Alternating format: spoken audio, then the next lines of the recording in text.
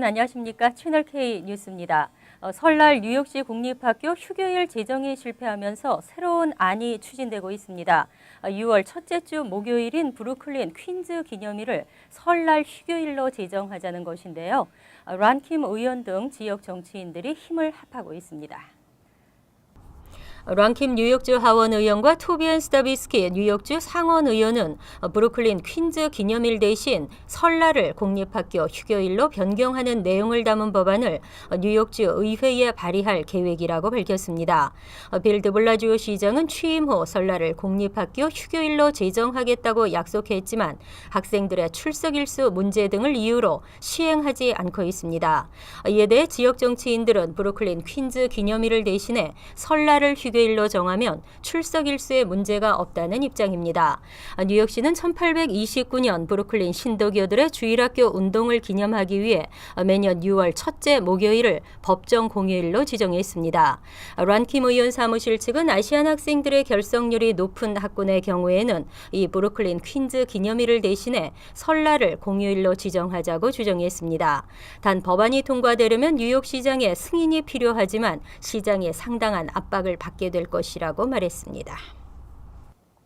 앨리스 아일랜드 상에 한인 4명이 선정됐습니다. 이들은 주류사회뿐 아니라 이민사회 발전에 노력과 헌신을 기울인 인물로 평가받았습니다. 전미소수민족협의회가 공개한 2015 앨리스 아일랜드상 수상 명단에 따르면 케빈 킴 뉴욕주 주류국 커미셔너와 김승희 뉴욕 초대교회 담임목사, 김영길 베델 인더스트리 대표, 진교륜 전 백악관 차관보 등이 수상자로 선정됐습니다. 이들은 이민사회는 물론 주류사회 발전에 기여한 공로로 수상자에 올랐습니다. 케빈 킴 뉴욕주 주류국 커미셔너는 스탠포드 대학과 컬럼비아 대학의 로스쿨을 졸업하고 2009년에는 뉴욕시 제19지구 베이사이드 시의원 선거에 출마해 한인으로는 최초로 예비선거를 통과한 바 있습니다. 김승희 목사는 뉴욕 초대교회를 맡아오며 한인 이민자들의 생활 안정에 크게 기여한 점이 평가됐고 김영길 대표는 뉴욕 일원 한인단체를 지원하고 나눔 활동을 전개한 점이 인정됐습니다. 한편 앨리스 아일랜드 상의 역대 수상자로는 지미 카터, 로널드 레이건 전 대통령 등이 있으며 시상식은 오는 5월 9일 맨해튼 앨리스 아일랜드 역사박물관에서 치러집니다. 뉴욕시 각 기관들의 까다로운 요구사항들이 때론 불만입니다. 하지만 맨해튼 이스트빌리지 가스 폭발 사고처럼 규정사항을 무시해 대형 참사가 났다면 어떻겠습니까? 빌딩에서 작업하던 배관공의 자백이 나와 주목되고 있습니다.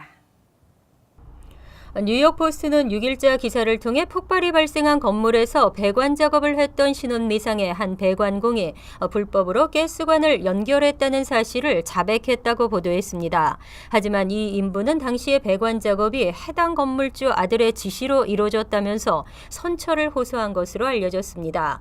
검찰은 자백을 통해 이 사건의 핵심 내용을 증언한 인부를 기소자 명단에서 제외하는 것을 검토하고 있습니다. 하지만 이들이 정확히 어떤 곳에 가스관을 끌었었는지 또 어떤 시점에서 가스가 누출되는 실수가 발생했는지 등 자세한 내용은 알려지지 않았습니다. 현재까지는 건물주가 가스 공급이 허용되지 않은 2에서 5층 아파트에 가스를 공급하기 위해 옆 건물에서 가스를 끌어왔을 정황에 무게가 실리고 있습니다. 사고 발생 당일 정상적인 가스 연결을 위해 콘 에디슨이 점검을 왔을 때만 잠시 가스관을 치워놨다가 이후에 다시 연결을 시도하던 중 문제가 생겼을 것이라고 추정하고 있습니다. 어제 퀸즈에서 맨해튼으로 향하던 7번 전철 출근길이 아수라장이었습니다. 전철이 이스트리버 지하 터널 안에서 멈춰서면서 승객들이 1시간 동안 갇히는 대혼란을 겪었습니다.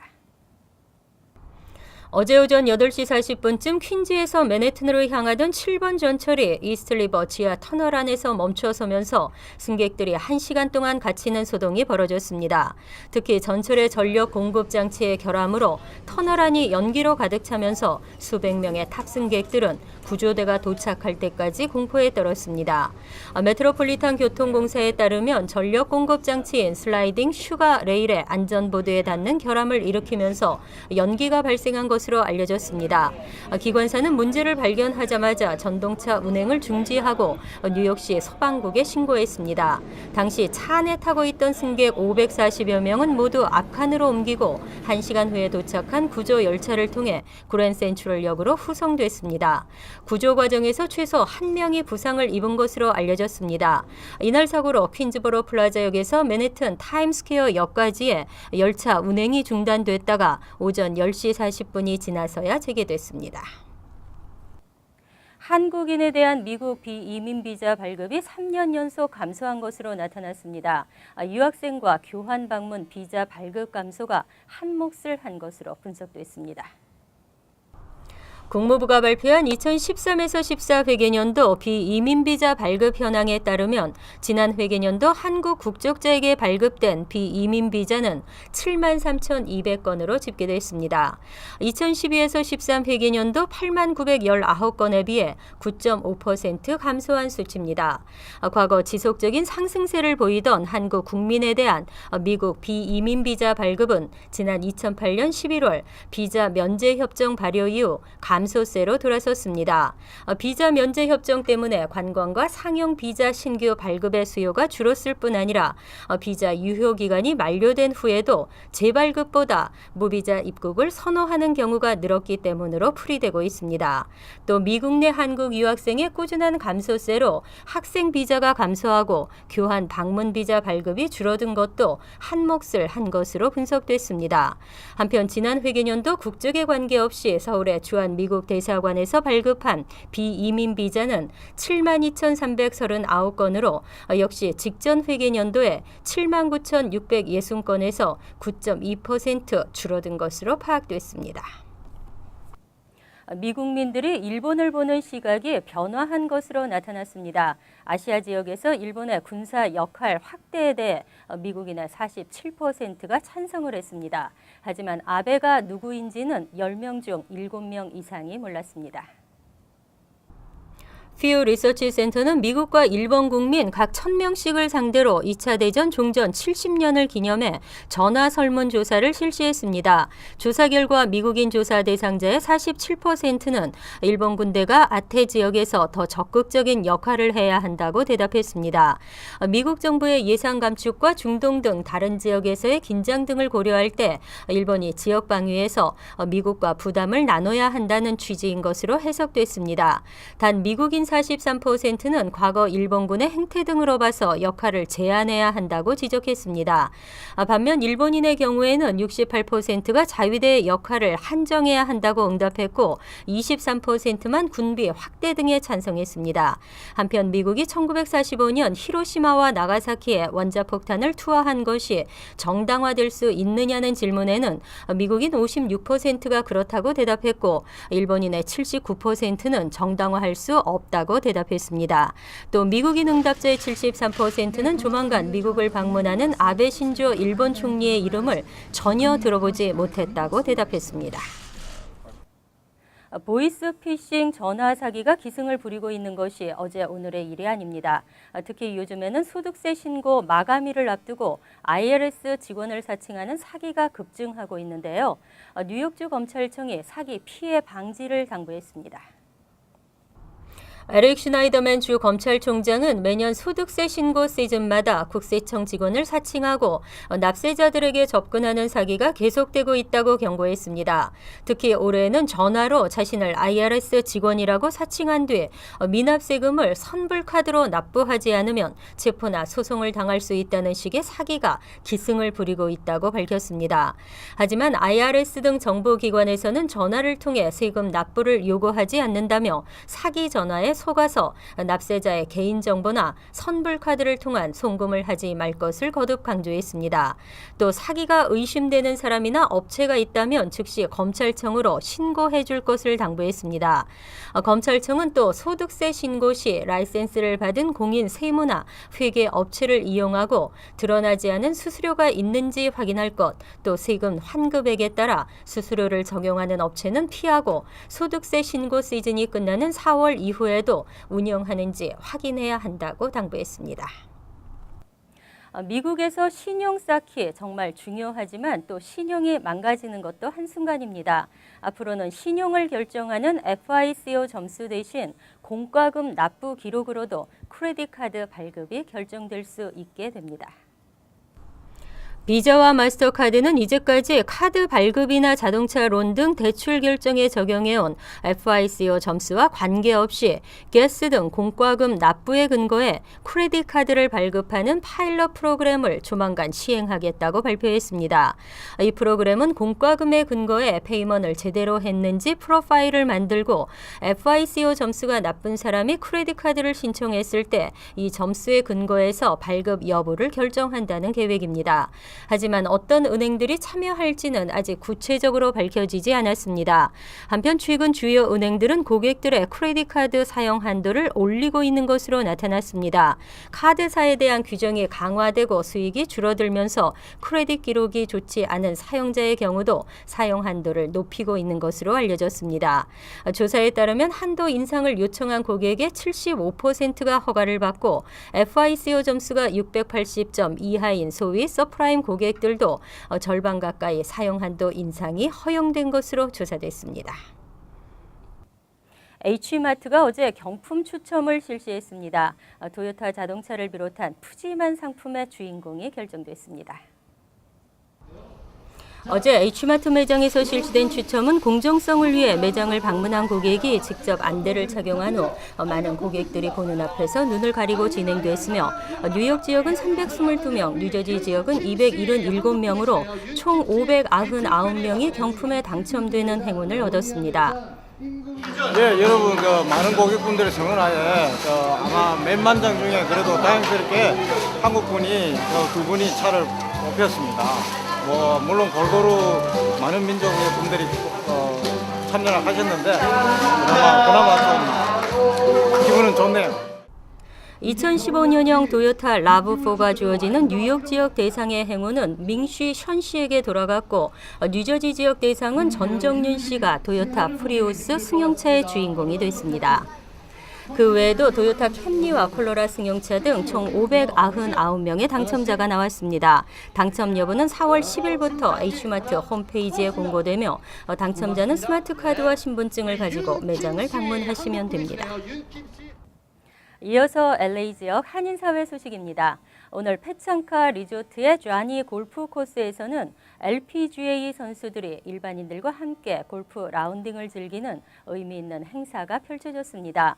한인 매거진 코리아미 주최하고 페창카 리조트 앤 카지노가 후원하는 오늘 행사에 22명의 선수들이 참여해 한인 커뮤니티와의 스킨십 강화에 나섰습니다.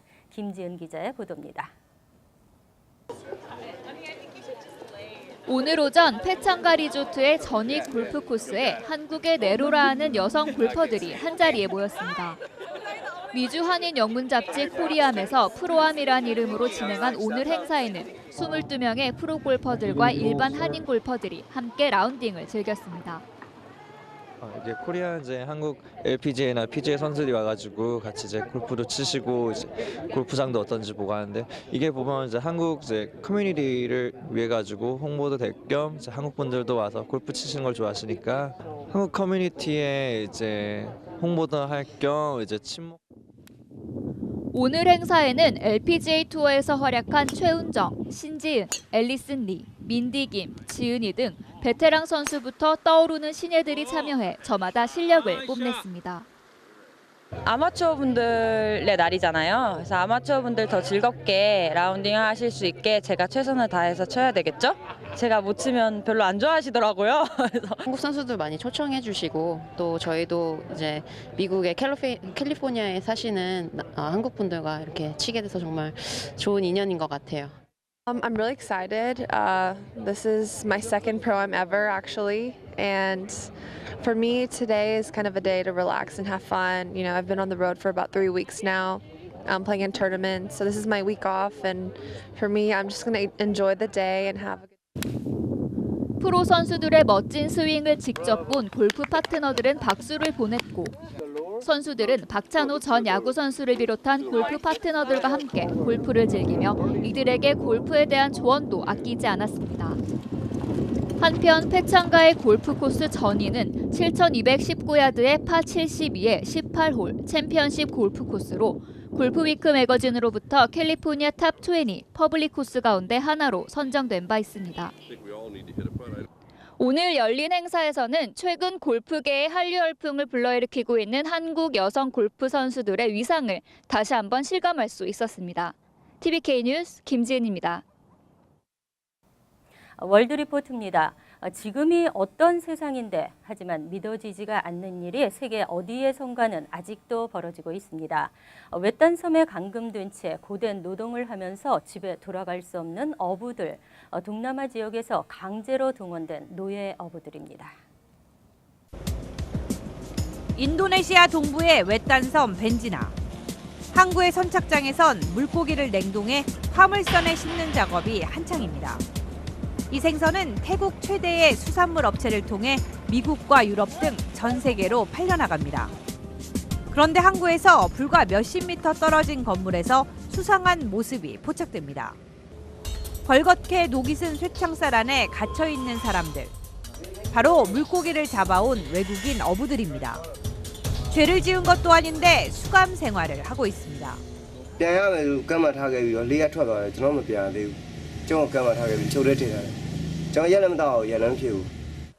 감옥에 갇힌 어부들이 풀려나는 건 바다로 조업을 나갈 때. 하루 20시간씩 노동을 하지만 임금도 제대로 못 받고 걸핏하면 매를 맞습니다.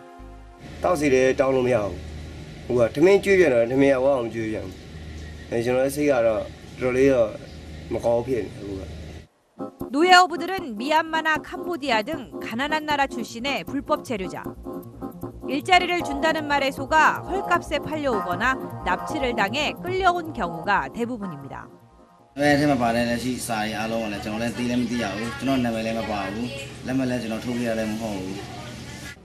고향에 가고 싶다고 호소해봤자 구타를 당하거나 감옥에 갇힐 뿐입니다.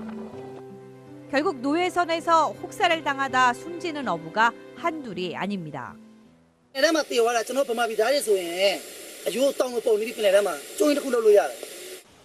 벤지나 섬의 숲속엔 죽어서도 고향에 돌아가지 못한 어부들의 공동묘지가 있습니다. 보살피는 사람이 없어 잡초만 무성한 묘지에서 엉성한 나무 묘비만이 이들의 억울한 죽음을 기억하고 있습니다.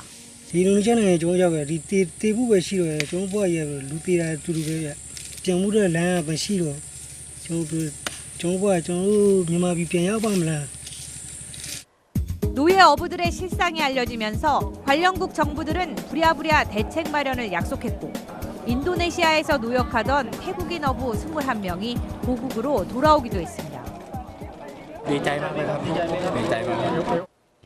그러나 동남아 지역의 노예 어부는 최대 수십만 명에 달할 것으로 추정되는 상황. 이들 모두 무사히 풀려날 수 있도록 대책을 서둘러야 한다는 목소리가 커지고 있습니다. 간추린 소식입니다. 오는 7월 출범하는 제17기 민주평화통일자문회의 뉴욕협의회와 필라델피아 협의회의 자문회의 후보자 신청 마감이 오는 9일까지 연장됐습니다. 이번 연장은 전체 자문위원 가운데 일정 비율 이상 참여시켜야 하는 여성 지원자 30%와 40세 미만의 청장년층 10%에 대한 지원이 저조하기 때문인 것으로 알려졌습니다. 양식은 뉴욕 총영사관과 민주평통 웹사이트에서 제공하고 있습니다. 뉴저지 팰리세이드 파크 상공회의소가 제14대 신임 회장을 선출합니다. 상공회의소는 제13대 한지수 회장의 2년 임기가 조만간 끝난다며 펠팍 상권의 활성화를 위해 힘써줄 많은 분들의 관심을 바란다고 밝혔습니다. 후보자 등록은 오는 20일까지 상공회의소 사무국에 관련 서류를 제출하면 됩니다. 선거일은 다음 달 12일로 예정돼 있습니다. 뉴욕시 아시안 커뮤니티 비영리 단체들이 시민 참여 활동을 강화하기 위해 아시안 단체 연맹을 출범합니다. 민권센터와 뉴욕 한인 봉사센터 등 한인 단체를 포함한 뉴욕시 일원 15개 아시안 단체들은 오늘 오전 기자회견을 열고 아시안 단체 연맹의 결성을 공식 발표했습니다. 아시안 단체 연맹은 아시안 아메리칸의 정치력 신장을 위해 앞으로 공동 활동을 전개할 계획이라고 밝혔습니다. 뉴욕시 무상 프리킨더가든 신청자가 5만 명을 넘어섰습니다. 뉴욕시 시장실은 지난달 16일 등록 신청 접수가 시작된 지 3주 만에 5만 1,600명 이상이 등록을 마쳤다고 밝혔습니다. 마감일인 24일까지는 드블라지오 시장의 목표치인 7만 명을 무난히 채울 수 있을 것이라는 관측이 나오고 있습니다. 2011년 이후 출생자 자녀를 둔 학부모들은 교육국 웹사이트에서 집 근처 프로그램 제공 기관의 리스트를 확인할 수 있습니다. 환율과 증권 소식입니다.